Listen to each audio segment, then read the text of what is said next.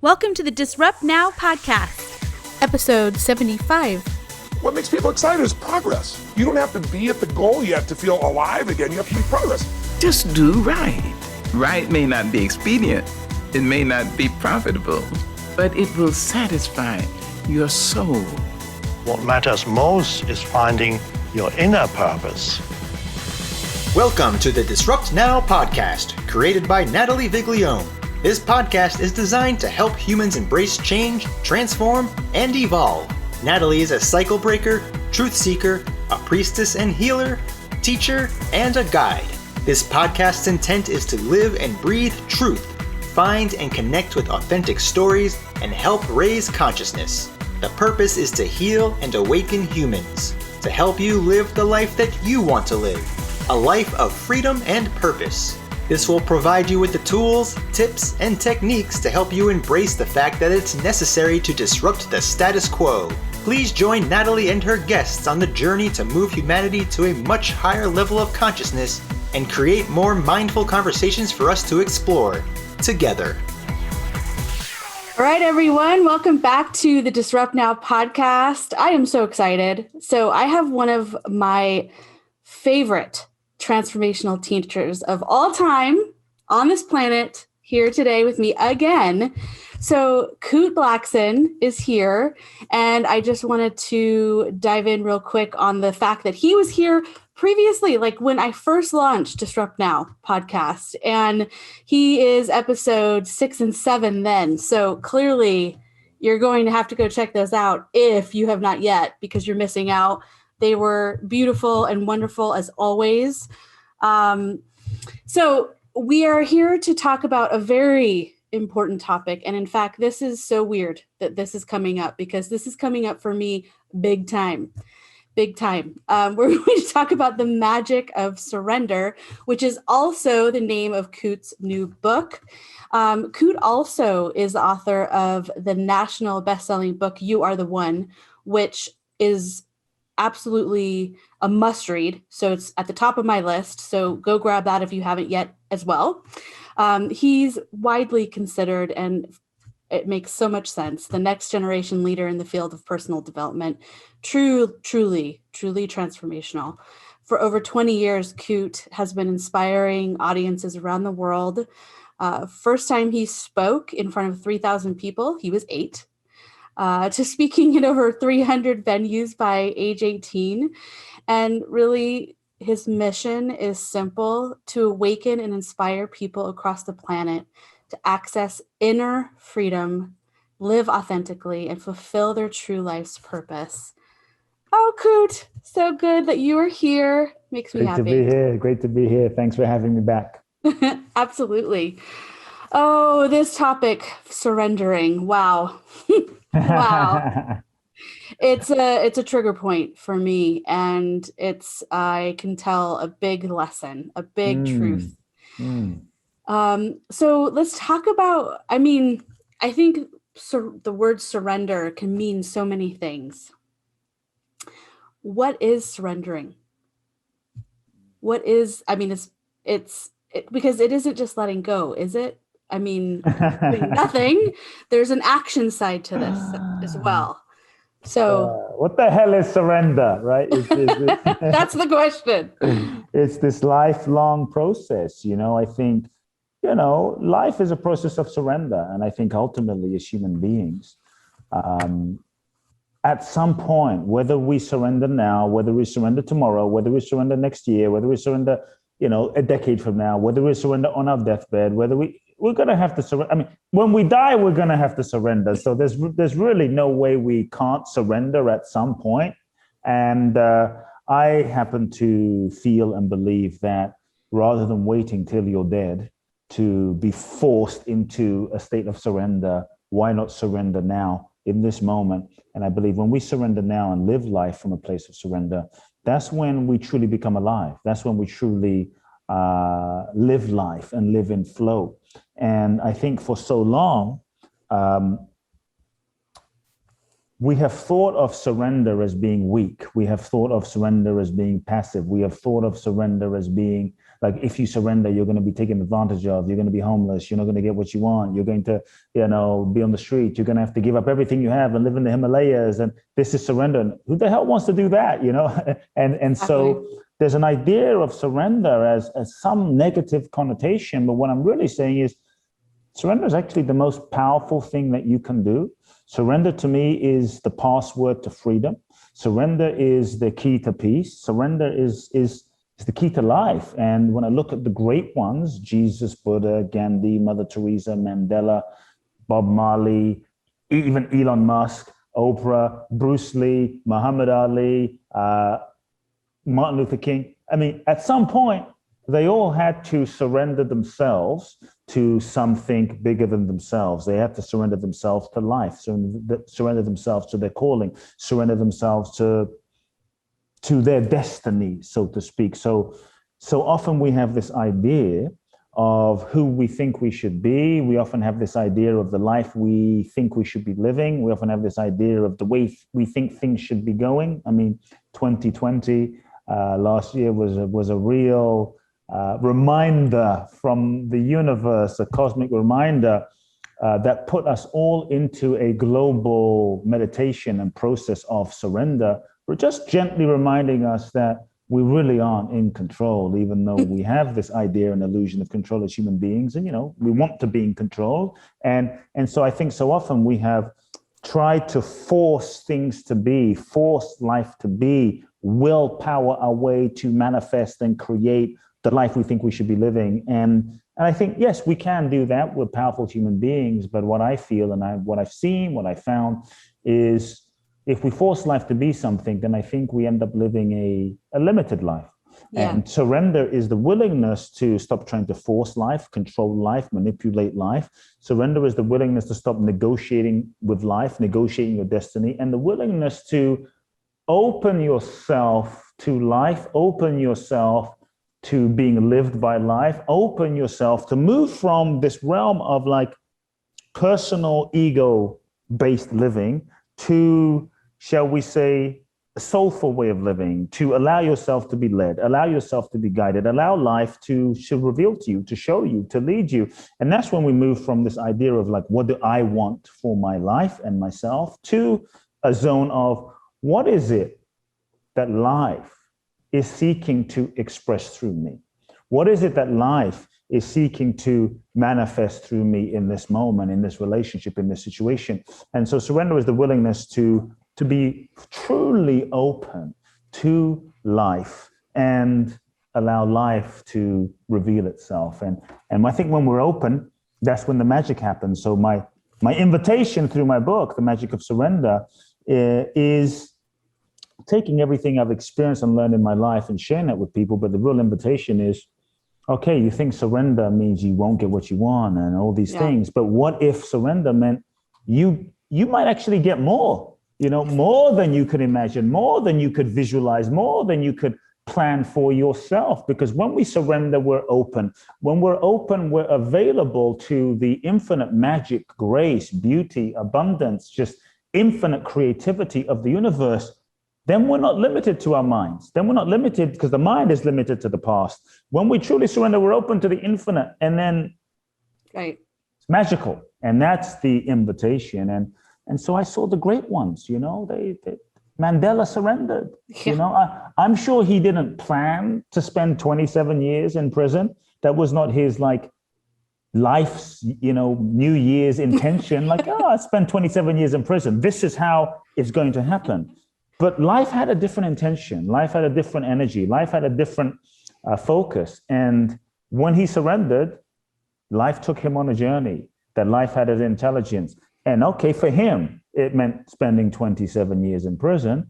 But I'm going to propose that time he had to be in prison ripened the consciousness of the culture. That time gave him the opportunity to meditate, to reflect, to cultivate the internal spiritual, mental, emotional muscle of forgiveness and understanding and the depth of compassion that it would take for him to really be the human being that was able to bring about, peace and equality and bring down apartheid and bring humanity together. I mean, this was his soul training. And so should he have not gone through that? And had he not gone through that, probably wouldn't have been the Mandela that we know, and world would have looked very different. And so I think surrendering is being fully available to what life wants to do and how life wants to express, and just aligning with that. It doesn't mean being lazy, but it really means showing up fully and giving 100% and not being attached to the outcome. Anyway, we can talk in so many directions, but let me leave it there. Exactly. That's actually a big, that's a soul lesson for me. And I think for a lot, things have changed so much that it's communication has changed. The way the world is operating has changed. Everything has changed. And as people are, gathering or coming together, and you just have to kind of be like, well, I guess let's just go show up and step on this magical lily pad that's going to show up and be there and be available. And then you just step again, and then there's another magical lily pad. So it's like, it's trusting that at every step you're going to be supported. Yeah. Right? One of the things that I think we have to embrace, or shall I say, let go of, to really live into surrender, is the willingness to let go of the need to know. The mind, one of the ways that we are constantly trying to control life and control freaking everything is we're constantly trying to figure everything out. It's a survival mechanism. What does this mean? Where's this going? Where's this relationship going? Where's this going? What's going to happen with my career and this and that? Let me speak to the astrologer. Let me speak to the psychic. Let me speak to this person. And we're constantly trying to project in the future to keep ourselves safe, to keep ourselves comfortable. It's a survival instinct. It's understandable. But our ability to know what something is determined by our own level of consciousness, which is determined by our conditioning. And so even when we project our interpretation of what we think something is, it's often limited. We're not able in the moment to necessarily see the whole picture of what life is unfolding. And sometimes we were in a moment that we thought was our worst moment, but only looking back 10 years from now, 5 years from now, we see that was our best moment. That was a magical moment that had to happen in the perfect evolution of our journey and of our human soul experience. And so sometimes in the moment we're not able to see it. So one of the things I think we have to be willing to let go of is this need to know and to understand. And then we feel a guidance, we feel an intuition, and we start saying, well, why and what, versus saying, I'm going to surrender to the deepest truth in my soul. I don't understand it, but I'm going to surrender to this is what I feel. This is the deepest. So surrendering to the deepest truth of what I feel, and the willingness to not question, but to move in that direction.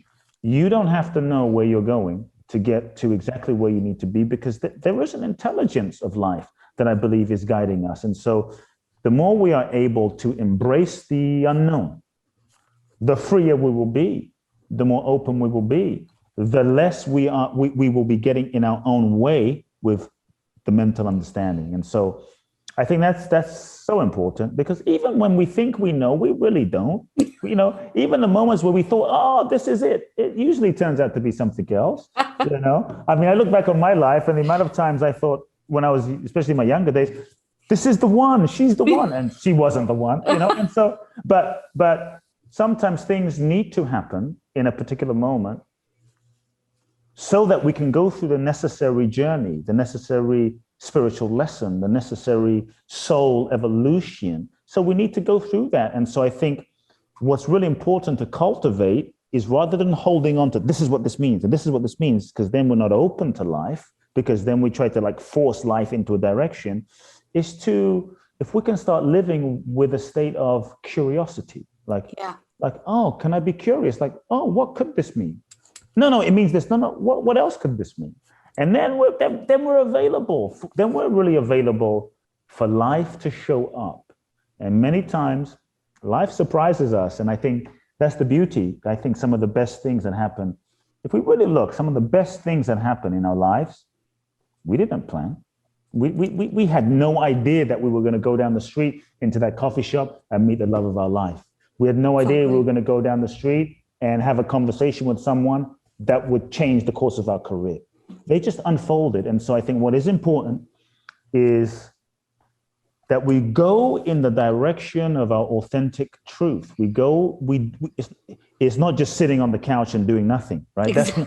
That's not surrender, just to be clear. That's just that's giving up. Yeah. That's giving up. That's laziness, It's when you feel an impulse, that impulse might be write that book. And it might scare the hell out of you.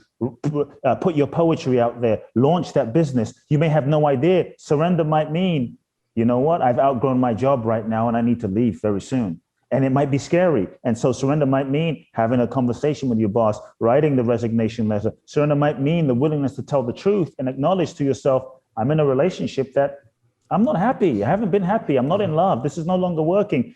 It might mean breaking up. It might mean letting go of what is not aligned so that you can create the space in your life. So surrender is active as well. It's the willingness to participate wholeheartedly with life.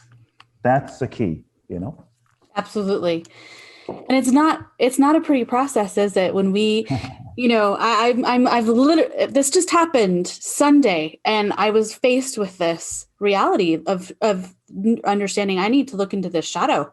This is a shadow. There's aspects of my life where I'm not surrendering at all. I'm not trusting. I'm actually the opposite. So for the people listening that feel like I do, that feel like, wow, this is actually pretty ugly. I'm shocked because I'm open in all these other ways. Why not with this one thing? Why not with this element? And that's the survival mechanism to keep ourselves safe and survive is very strong inside of us. We'll call this the ego. The ego is our sense of self. The way we identify ourselves to be ourselves is simply the ego. Our beliefs, our thoughts, our past experiences and memories. And as we hold on to the idea of like, this is me, then to surrender means to kind of like let some of that go so that we can open to more. And the ego is always our sense of self, trying to control and preserve itself. And so surrender is a bit scary. I think it's okay. It has to be acknowledged. Surrender is scary. Nothing's wrong. It's natural that surrender is scary because it means kind of going beyond ourselves in a certain sense and a letting go. And so a couple of things I would say to your point is someone said to me, well, Kute, how do I trust? How do I trust life? Kute, how do I trust life? And it was funny. I had this conversation with them the other day, and I said to them, how do you not trust life? He said, what do you mean? I said, every moment of your life, every breath that you take, heart beating right now, it's beating right now, is that not proof that you can trust life? You and I, we're not sitting here going, breathe, breathe, breathe, breathe, breathe, breathe. It's just happening, right? Maybe you had breakfast this morning, and we're not sitting here going, please digest, universe. It just, you had a protein shake, or you had a piece of fish or a kale or whatever, folks listening in may have eaten. And how is it that the fish or the kale or the apple, how is it that your hand doesn't turn into an apple? I mean, there's an intelligence inside of us. There are trillions of processes inside of our body that are happening in spite of us. Sleeping, waking, we're not even thinking. It's just happening. There's never been a day where I have woken up, maybe it's happened for you, yet to happen for me, where I've woken up at 10 a.m., let's say it was 10 a.m., and it was pitch black, the sun was not out. And we say, well, what happened to the sun? It just forgot to wake up today. The sun just felt tired. It's never happened. If we really just begin to observe ourselves, our own nature, we are a part of nature. We've just kind of disconnected as human beings and forgotten that we are a part of the cycle of nature, the trees, the man. If we look at the sun, if we look at the moon, if we look at the sky, if we look at nature, there's so much proof of an intelligence. I mean, whatever you want to call it, I don't care what label you put, but there's something unfolding.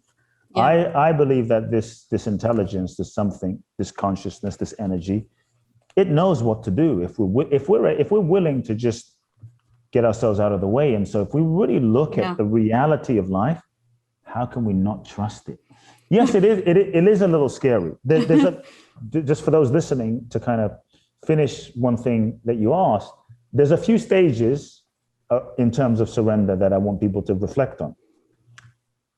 The first stage is even like pre-surrender.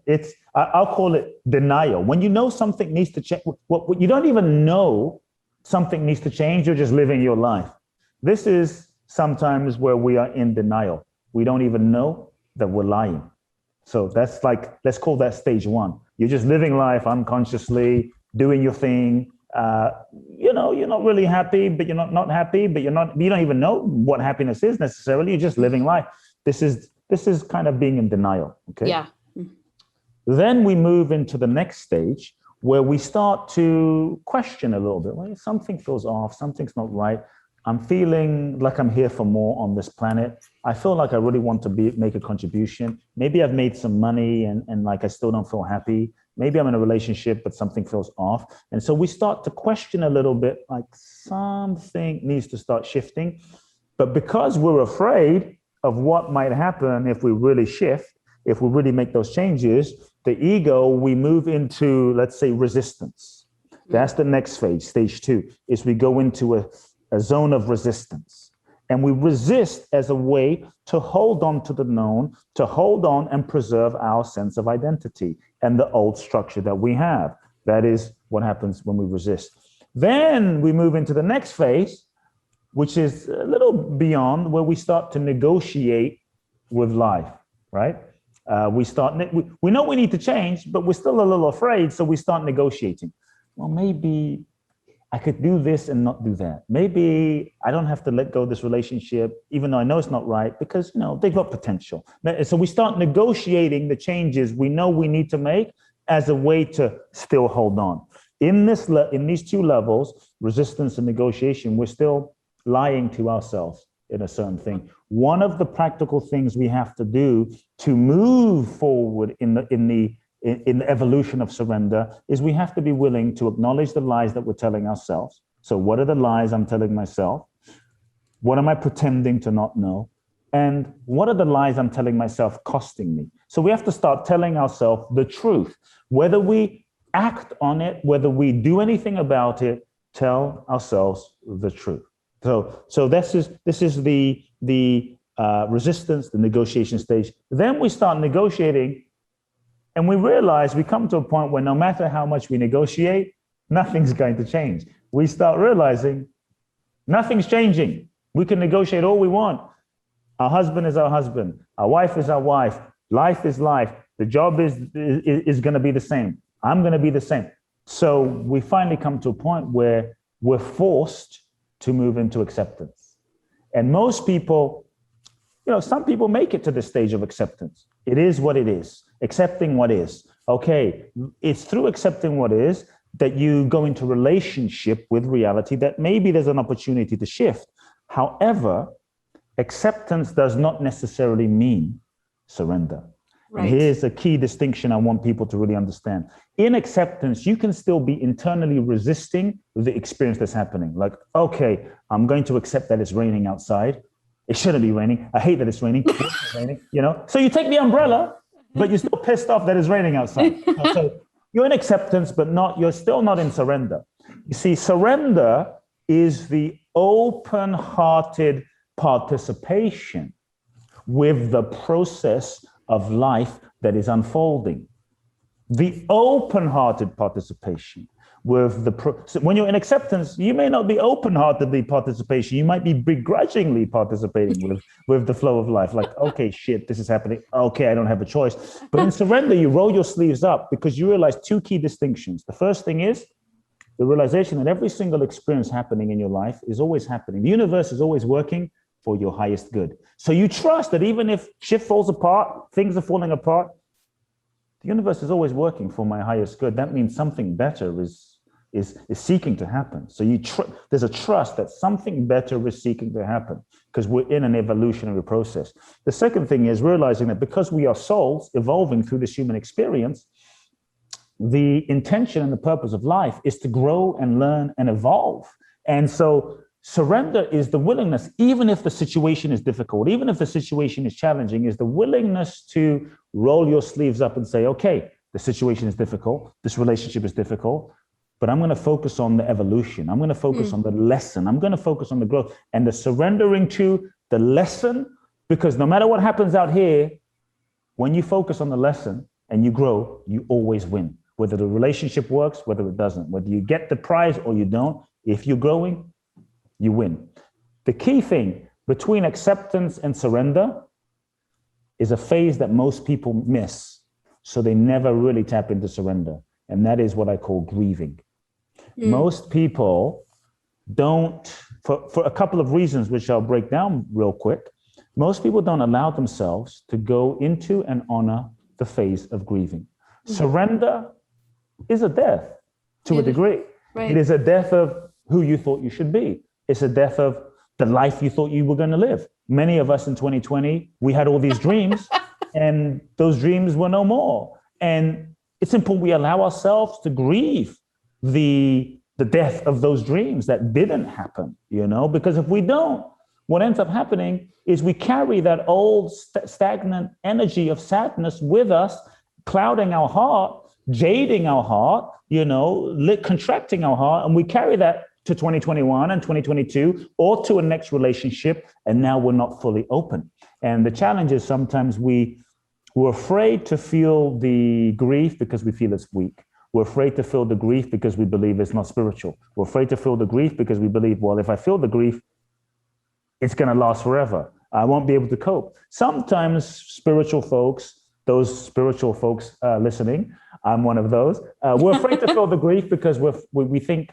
oh, it's not high vibe. It's not high vibe. It's not high vibration. So I want to stay in a high vibration, law of attraction. So we suppress it. The thing is, by not feeling it, we suppress it. It stays stuck in our nervous system, our physiology, our psyche. And because we haven't felt it, we carry that energy with us as an energetic frequency, and we end up creating situations to, bring that grief out. And so one of the quickest ways to manifest our goals, dreams, and desires is to feel the grief, to release the grief, to let it go, because all feelings remain present until fully felt. So when we feel it, release it, let it go, we will naturally start vibrating higher. That's the freedom. And then we move into surrender, which is what I'm talking about, which is stage 6. Yeah.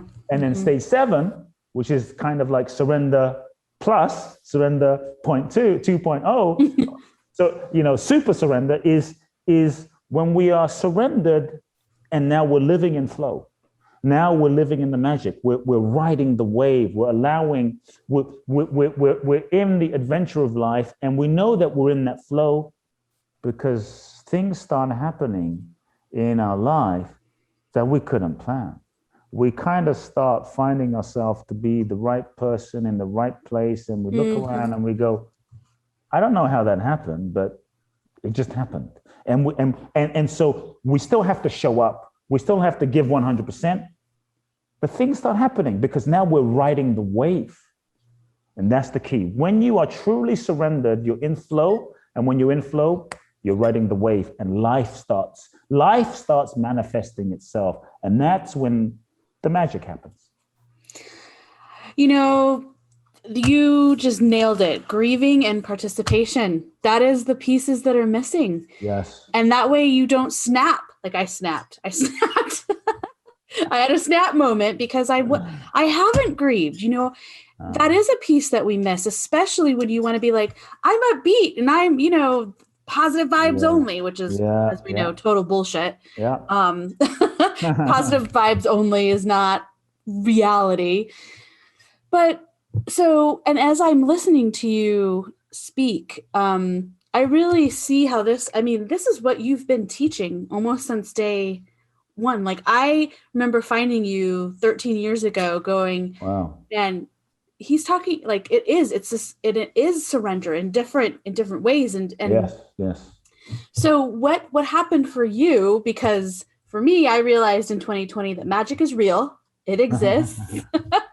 Like, it is real. So what happened to you? Like, where did this book come from? Where did this inspiration? Yeah, the book. I just got the books today, by the way, in the mail. Literally just arrived 10 minutes before this interview. So I'm like holding onto the book. I'm like kissing them. This is like, it's like a baby that just got delivered. Exactly. You know, in 2016, after my first book came out, it was a bestseller. I'm writing on a high, doing interviews, Larry King, what have you. My mother was diagnosed with cancer, and I got a phone call, and I spent a year basically going back and forth between Los Angeles and London once a month. And I'd be in London for 4 or 5 days, being with her during chemos and taking care of her. And we would sit and we would talk and just be together. And it was, honestly, it turned out to be the best year of my life. It was very, very challenging, very intense, very emotional, but it really forced me to surrender to the process, because I realized I can't save my mother. She's going to die. It's just reality. It's just how it is. There came a moment when, and this is where I would say the genesis of the book began. I didn't know it at the time, because I do want to say that this was not the book I thought I was going to write. I had no idea. Even when I knew I needed to write a book, I had no idea it was going to be about surrender. I mean, I had all these ideas, great ideas about, it's going to be, I had a whole whiteboard, and I was writing on the wall, like hundreds of ideas, titles, what have you. None of those. None of those. And so I felt like one day the soul of the book literally just revealed itself. The soul of the book it just came through loud and clear, just boom. And I had to surrender to the message and say, okay, I'm going to be a vessel and a vehicle and a servant for this book. And it was triggered because when I got to spend a year with my mother, the doctors one day said to us, there's nothing else we can do for you. And they lovingly tell you, get your affairs in order and maybe you have days, weeks, or months to live. And it was a tough conversation, or to hear. For me, that the woman I love the most, the human being I love the most she's no more. She's going to be no more. And I remember looking at my mother in the car on the way back from the hospital. And I said, are you afraid of dying? Because it's going to happen. We need to accept it. And she said, I'm not afraid of dying, because I know that I'm not just this body. This physical body is just a temporary vehicle that is carrying my soul. My soul will live forever. So I'm not afraid. I know who I am. And I thought, wow, it's easy to say that when everything's fine, but when you're faced with your mortality, things get real. And she was clear. I never once saw her. It's unusual because my mother was a very emotional human being. I never saw her cry during this year, never saw her complain, not once.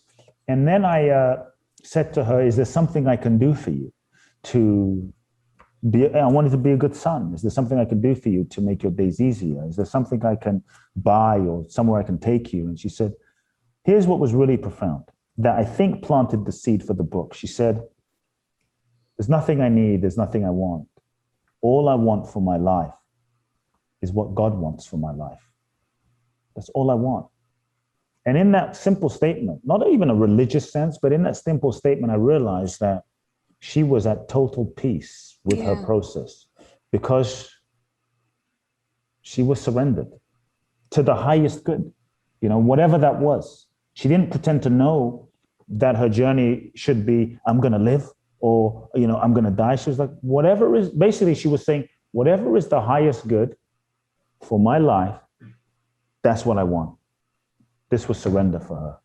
And so when she passed away, I really got to reflect on my mother. And, as a young boy, my father's from Ghana, my mother's Japanese, I reflected on my mother's life. And she married an African Japanese guy without ever meeting him, without speaking English, moved to a different country within days of getting married. And I mean, a very unusual, crazy life. Yeah. And I realized her entire life had been kind of living surrender, you know? And then I realized that my mother's greatness was in her surrender to life. And then I looked at the great ones, the ones we've mentioned, Buddha, Bruce Lee, Muhammad Ali, Martin Luther King, Mandela. What made them great was not that they were so handsome or special, but they all got to the point where they surrendered themselves to being lived by something bigger than themselves, where they realized that my life is not my life. My life belongs to life. And that's when life was able to use them. And that's really what I'm inviting people into. For so long, we've been told, even in self-help, make your life happen, do you, make it happen. And I'm saying, well, when I hear phrases like, do you, well, you have to ask, which you are we talking about? What you? Ego you? Because many times we are setting our goals based on an idea of who we are, not necessarily what's authentic. And many times we manifest what we thought we wanted, only to realize it's not what we really wanted. There was something else. And so for me, the invitation is to say, to remind people of the reality that there is an intelligence, life itself. And if we surrender to that, if we let go to that, what can happen? It's miraculous. You know, right.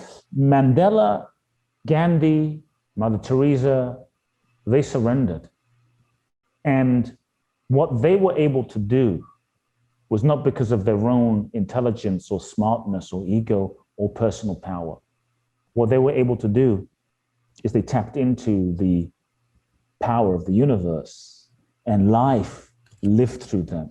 So we have to give up the sense of control, and we have this idea that if I give up control, nothing will happen.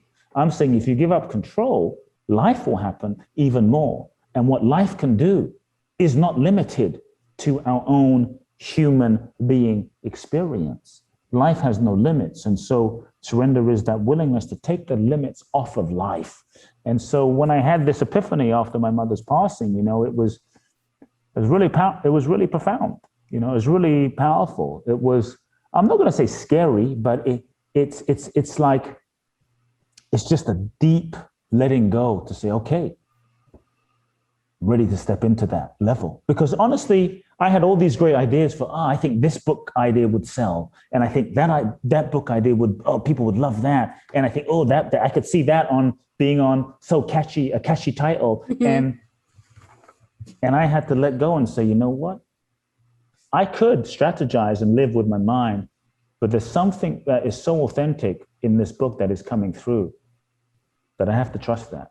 And that's kind of the whole journey of how the book came into being. And then, you know, it was a whole nother process because I decided to the next level of your life requires the next level of you, which requires that you let go of everything that's not aligned.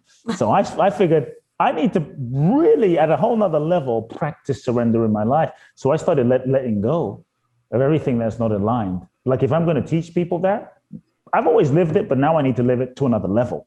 Right. And so I said, I'm going to let go of everything that's not aligned with who I am and the message and my soul. I let go of my book agent at the time, who was a huge book agent at William Morris. And I was like, but what? I'm crazy. Why am I letting go of this prestigious, huge book agent? Everything in my soul was like, no. My mind was like, but Kute, come on. You know, people would kill to be with this agent. No. And when I followed that, I found an incredible agent, a guy called Roger, who came about through synchronicity and got it, aligned with it. You know, we sold this, the book went into a bidding war between all these publishers, and boom. I mean, things I could not have even planned. And so I think when we follow that flow, you know, and we follow the energy, it's magic that happens. And that's kind of how the book came into being. And so I believe that for me, the book has an energy of its own. Exactly. Life has an energy of its own.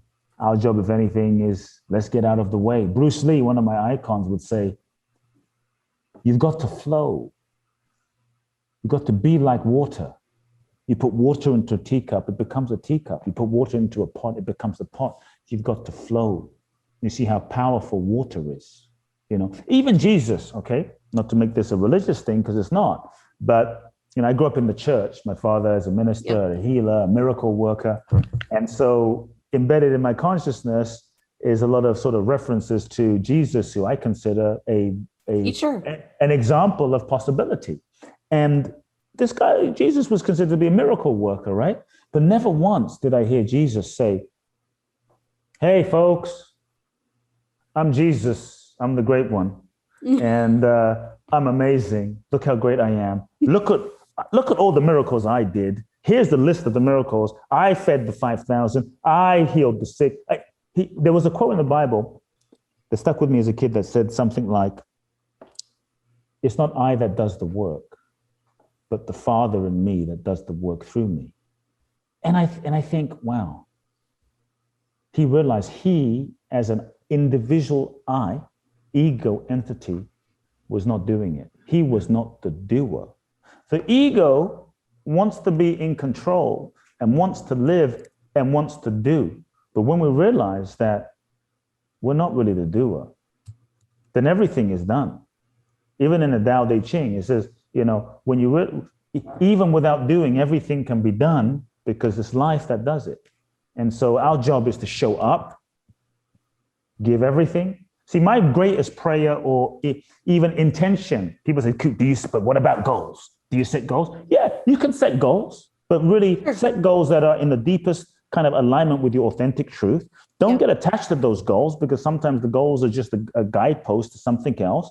And like, let those goals take you on a journey. Don't get attached to those goals, And so for me, that's the journey of surrender, is trusting, living with an open heart, flowing, still giving 100%. Give 100%, that's the key. It becomes a lot easier to surrender and let go in any situation when you know you've done everything in your power, everything in your control. For instance, even in a relationship, I remember I ended a relationship. I mean, look, talk about surrender. If you write a book about surrender, let me tell you, get ready. Like whatever you write a book about, universe will put you through a unique test of that, right? There's the magic. There's the magic. There's the beauty. There's the magic. Yeah. So be careful. And so I'm a believer that if you give 100% truly, it becomes easier to surrender, because there's a peace inside of you that knows there's nothing else you can do. When you don't give 100%, there's always a part of you that knows you could have done more, you should have done more, maybe you could have done more. And so it's hard to really let go and surrender, knowing you haven't given everything. Like I broke up with a woman I was deeply in love with about a year ago. And what gave me the ability to let go, I'm not saying it was easy, but what gave me the ability to let go was I knew in my heart, there's nothing else I could have done. I gave everything. I loved everything. But when someone's not ready, they're not ready. And then it's okay. But when you give everything to your project, everything to your goal, everything, and you know there's nothing else I can give, it's easy to let go and surrender. It's when we don't, because we're hesitating and what have you. So there's always a residue of could have done more, I should have done more. And then it's hard to really let go, because we're always wondering if I had only done more. And so surrender is the key. Right. Because you can't control the other pieces around you just as much as like whatever you're stepping into. So what would you say to those that are thinking, okay, tapping into the intelligence of life, tapping into flow, does that mean that I'm never in control? Right? Like okay, good question. But let's break it down for a second. Okay, and I'm not going to give you the easy answer, okay, or the polite answer, if that's good. Okay. We don't like that here. Because ego wants to feel like, oh yeah, I'm in control. But even the moments where you thought you were in control, look back at your life where you thought you knew what was going on, only to realize, well, did I really know what was going on? We all thought we knew what was going on last year. Yeah, 2020, it's a great year, mystical number, what have you. Kaboom! Like how much control were we really in? Like really? It's just control is a illusion in a sense. We have the idea of control. Now, I will say, okay, that doesn't mean you sit at home and don't exercise. That doesn't mean you don't take your green juice and eat your protein and do your exercise. And, it's not an abdication of a certain responsibility. And so what I would say is, yes, really get clear on the best of your ability. Okay, what is in my control?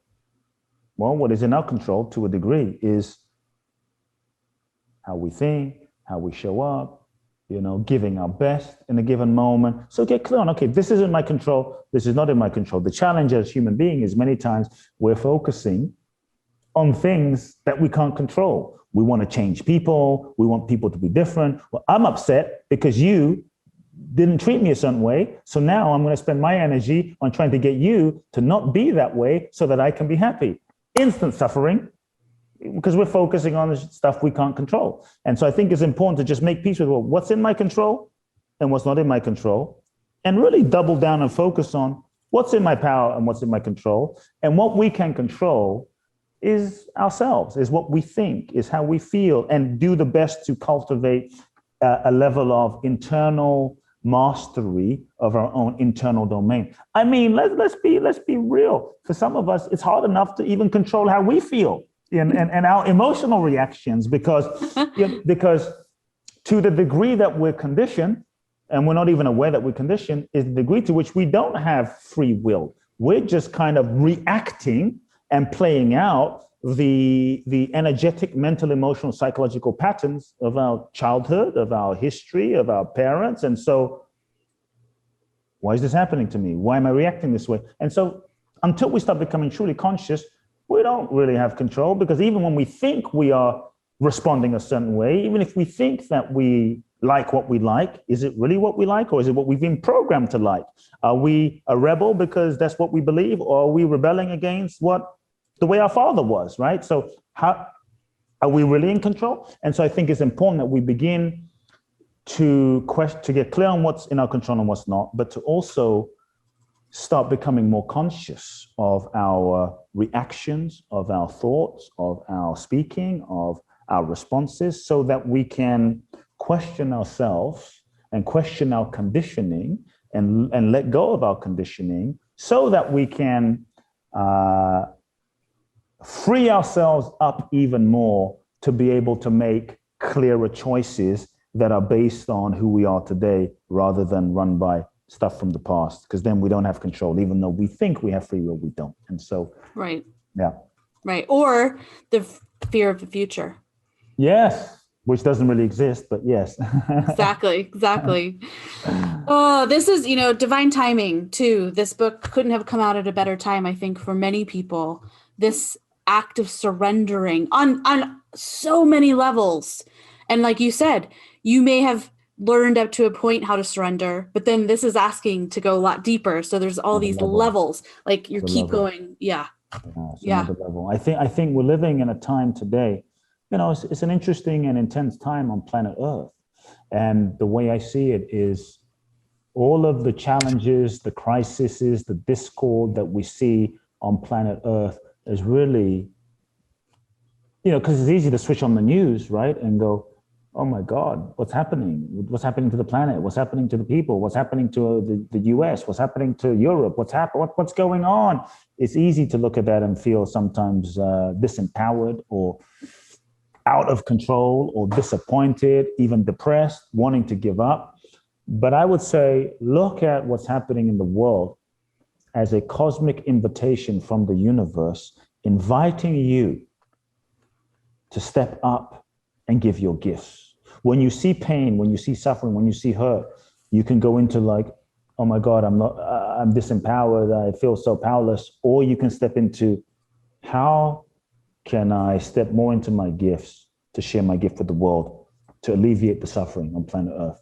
And whilst we may not be able to save all 8 billion, human beings or all the children, I think every single one of us, we have a piece to play in this glorious symphony called life. And we don't have to play the entire song. We don't have to play the entire symphony, but we just have to play our note. And our job is, okay, you don't worry about playing your husband's note or your kids, but if you can play your note and you play your note, I play my note, we play our notes, then the symphony starts coming together in this sort of orchestration of life. And so sometimes we don't start because we're afraid. Sometimes we don't start because we're afraid of what that will mean. We know, wow, it's gonna mean giving certain things up. Sometimes we don't start because we're overwhelmed and it just seems so big. But if I don't do my part, you don't do your part, and she doesn't do her part, then nobody does their part. And so I think we just have to realize we have to just do our part. And if we do our part, every small action compounded together can make a difference to shift humanity and evolve humanity. So what I'm saying is we all make a difference. So let's, during this time, surrender to doing our part to making a difference, because I believe that it's no accident that we were born at this unique time in human history. Exactly. Here for a very, very, very big purpose, and being okay with understanding that that's the truth. Because I think a lot of people almost, I've heard, you can star seeds and you go, whatever identity you want to put around it, doesn't really matter. It's about really understanding that we're all here right now at this time. Yeah. So this book is... Yes, my baby. That is now birthed. Yay. Awesome.